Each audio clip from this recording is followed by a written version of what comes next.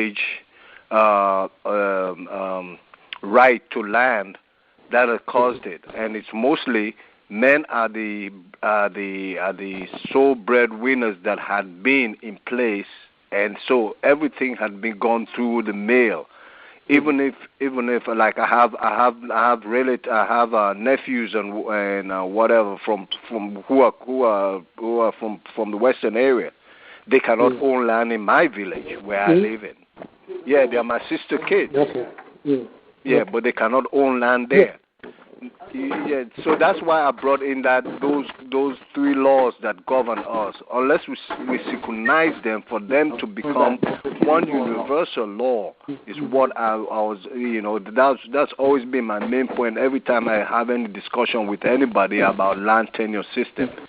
And that has caused that. So I see Mr. Sisse's point is giving all the codes and the codes, but yet still, even in the Constitution of Sierra Leone, as Mr. Sisse has said, are you the guy from that's in Sierra Leone now? Mr. Sheriff. Just mentioned, Sheriff. Yes, Mr. Sheriff. I'm sorry, Mr. Sheriff. He just quoted that even the Constitution of Sierra Leone advocates for discrimination against women. It does. Yes, you see, so that's what, and just because it stems from the paternal lineage, heritage of every property and land system in the country. That's all I have to say. Yeah, the notion of the patriarchal system which governs our society, which we have, which shapes the laws that govern society, which shapes the structures that govern society, which determines the economy. I mean, it's a patriarchal system, man-dominated system that shapes all these things, goes against women. It is deeply, deeply driven by misogyny, and it is hierarchical. The men are always above, the men are always there at the top. They have the power. Women don't have power. We control the economic power. So even when it comes to land, it is the men that control the land. So basically, women are not in the equation. They are considered as not being. They are not important when it comes to the land question. Unless we reverse, unless we try to solve this anomaly, this disparity in the system. The gender debate is on, but I think this is another area, another perspective. The gender debate will have to concentrate. How do we try to solve this anomaly? Because if we solve this anomaly, it will give a boost to the economy. It will bring so many women out of poverty, so many people in the rural areas out of poverty, and all this. And it is good in terms of fairness, in terms of justice, in terms of the values we believe in terms of we're talking about unity, freedom, and justice. We have to try. It is incumbent upon us to try to implement these values. Now, let's move ahead. Mr. Chairman, yes, come in, Mr. Charlton. I have a reason, and a very strong reason, why I think we should review and try to synchronize all these three different types of laws we have in Sierra Leone: the customary, the common, and the legislative. If we go back a bit, during the last government, a very serious amendment was made to the citizenship law, wherein citizenship is by maternal lineage. If, on the other hand, ownership to land is paternal, then there is going to be a lot of people in the future who are going to be landless. Because if we take cognizance of the fact that there are people who may have maybe fathers who are non-Sierra Leonean, but because of the mother, they are automatically citizens, then those people will be landless.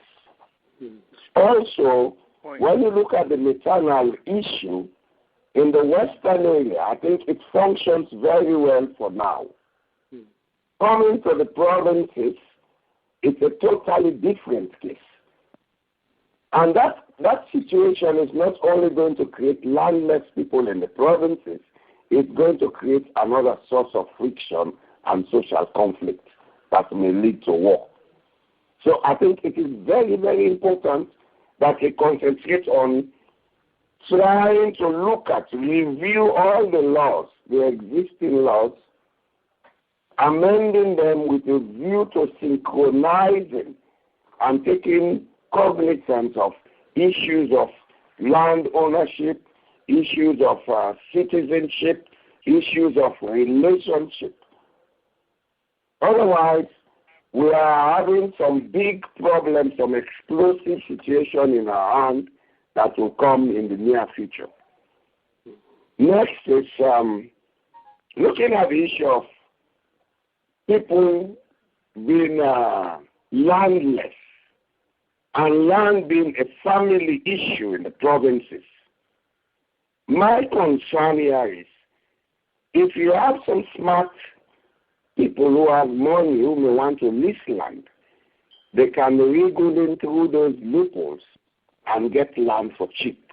And I think that is exactly what is happening now in some of those situations, wherein people are complaining about certain contracts that have been given out, but maybe because you have a majority of the people who have, let me say, claims to those lands, not having direct claim, they have to go through an uncle or somebody who has a paternal right, then we make room for these funny loopholes to exist.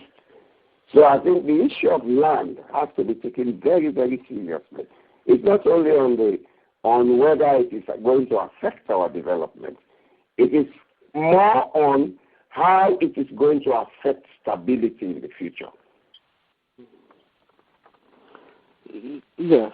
I'm wondering if I should come in here. Yes. John. Come in. Yeah, John. Yes. Yes. Mr. Jallo made some point. Well, let me start off with Mr. Brema Sherif's presentation of issues. I hold the view that women's rights to land issues are being protected, right? That's my view.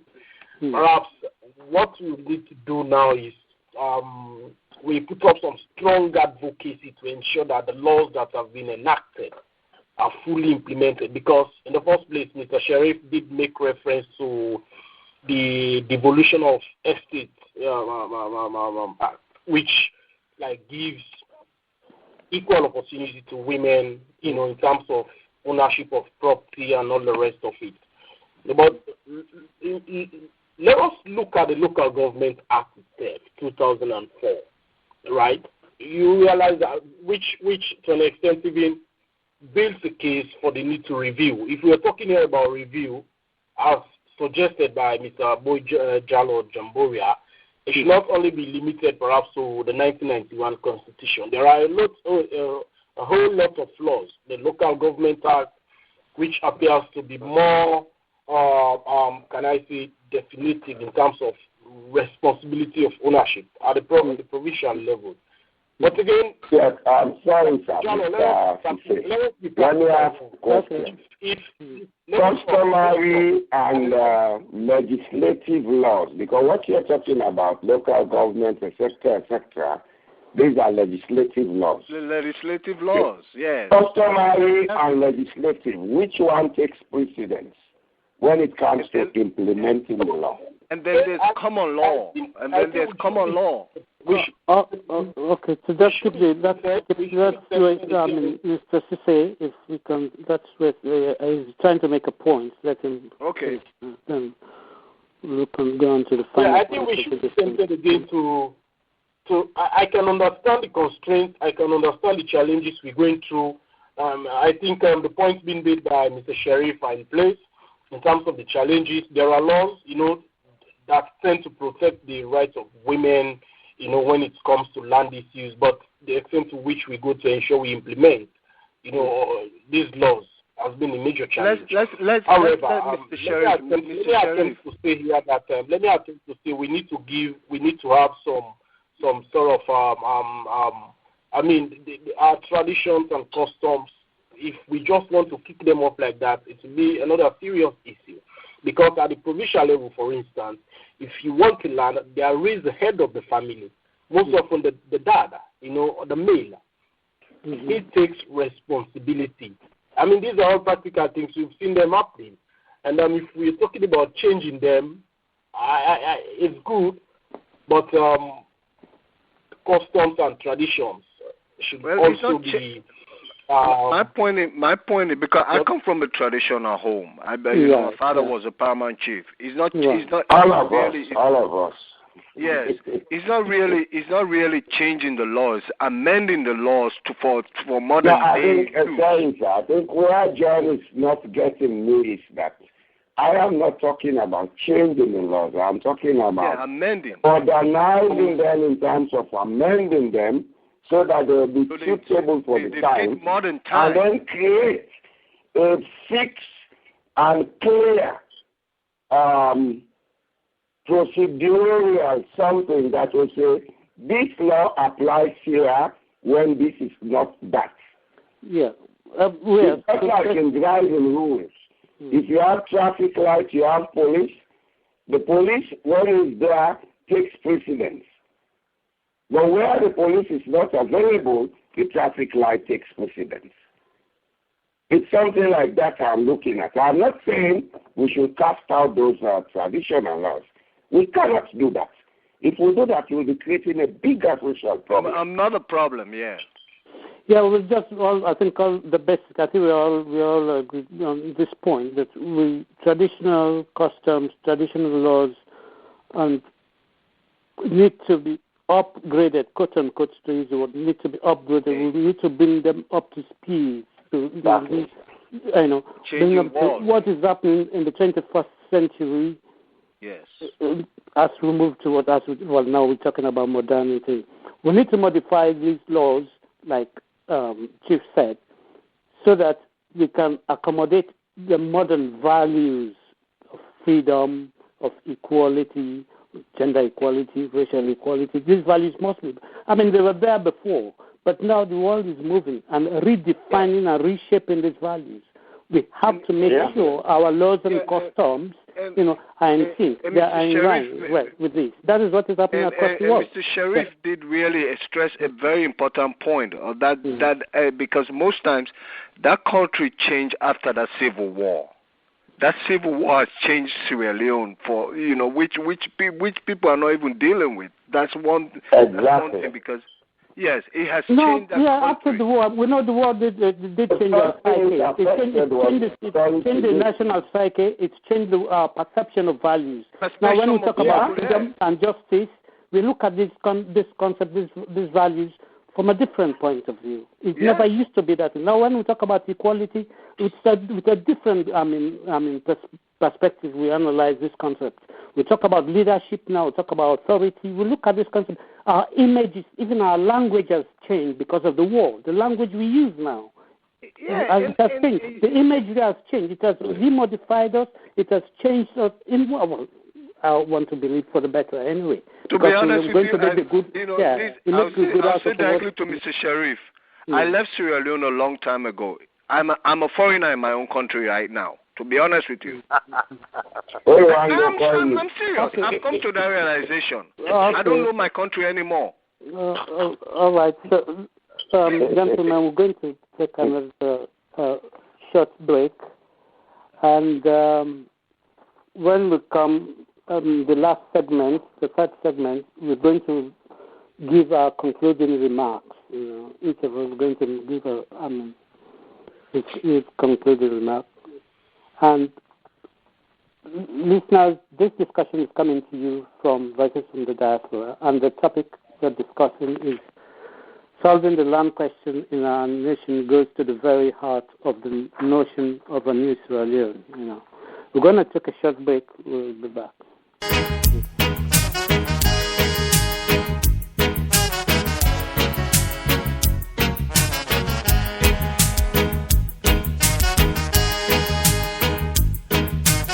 This program has been brought to you by African Sports Monthly Magazine, a digital online sports magazine for Africa covering all sports disciplines across all of Africa, bringing you insights into the inner workings of sports across the continent. Check the latest edition out by visiting www.africansportsmonthly.com.